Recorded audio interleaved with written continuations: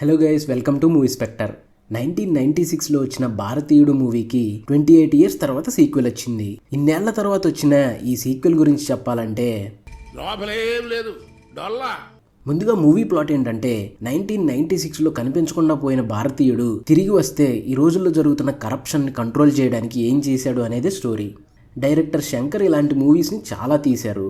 ఒకే ఒక్కడు, అపరిచితుడు, శివాజీ ఇలా అన్ని సినిమాల్లోనూ సోషల్ ఎలిమెంట్స్ని టచ్ చేశారు. ఫస్ట్ హాఫ్లో స్టార్టింగ్ 15 మినిట్స్ కరెంట్ జరుగుతున్న ఫ్రాడ్స్, కరప్షన్ అన్నీ చూపించారు. ఆ పార్ట్ ఇంట్రెస్టింగ్గా ఉంది. తర్వాత కమల్ హాసన్ గారు ఎంటర్ అయిన తర్వాత నుంచి మూవీ డ్రాప్ అవుతూ వచ్చింది. ఇంటర్వెల్ దాకా బోరింగ్ గానే అనిపించింది. సెకండ్ హాఫ్ స్టార్టింగ్ కొద్దిసేపు మాత్రం మంచి ఎమోషనల్గా ఉంది. శంకర్ గారు చాలా వ్యాలిడ్ పాయింట్స్ని టచ్ చేశారు. సెకండ్ హాఫ్లో హీరో సిద్ధార్థ్కి వాళ్ళ ఫాదర్ సముద్రకనికి మధ్య వచ్చే సీన్స్ మూవీకి హైలైట్.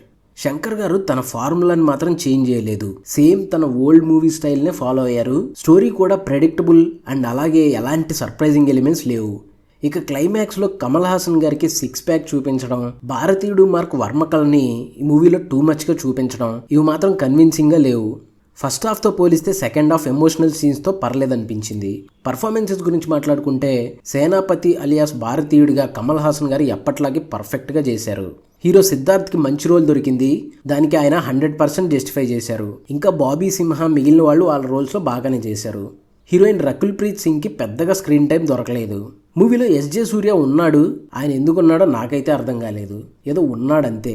అలాగే లాస్ట్లో పోస్ట్ క్రెడిట్ సీన్స్ ఉన్నాయి. భారతీయుడు 3 కూడా రాబోతుంది. షూటింగ్ కూడా అయిపోయినట్టుంది. దానిలో కాజల్ అగర్వాల్ ఉన్నారు.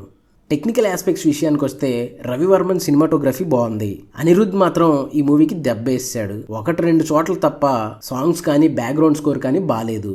శ్రీకార్ ప్రసాద్ ఎడిటింగ్ పర్లేదు, కానీ మూవీ డ్యూరేషన్ ఫస్ట్ హాఫ్లో కొంత తగ్గించుంటే బాగుండేది. శివాజీ మూవీలో లాగానే దీనిలో కూడా యానిమేషన్ పార్ట్ బాగుంది. ప్రొడక్షన్ వాల్యూస్ మాత్రం మామూలుగా లేవు. శంకర్ మూవీ అంటే తెలిసిందేగా, మనీ అంటే లెక్కే లేదు. ఆ సాంగ్స్కి అవసరం లేని సెట్లకి తగలేస్తారు. దీనిలో కూడా అదే జరిగింది. Waste of money. మూవీలో ప్లస్లు అయితే హీరో సిద్ధార్థ్ అండ్ సెకండ్ హాఫ్లో ఎమోషనల్ పార్ట్. మైనస్లు అయితే outdated and predictable story, boring screen play. ఓవరాల్గా మూవీ నాకైతే జస్ట్ యావరేజ్గా అనిపించింది. ఫస్ట్ హాఫ్లో కొంత ల్యాగ్ని ఓపిక పడితే ఈ వీకెండ్ ఒక డీసెంట్ వాచర్ అని చెప్పొచ్చు. So that's it guys. ఈ వీడియో మీకు నచ్చితే లైక్ చేయండి. ఇలాంటి మరిన్ని రివ్యూస్ అండ్ మూవీ అప్డేట్స్ కోసం మన ఛానల్ని సబ్స్క్రైబ్ చేసుకొని బెల్ నోటిఫికేషన్ ఆన్ చేసుకోండి.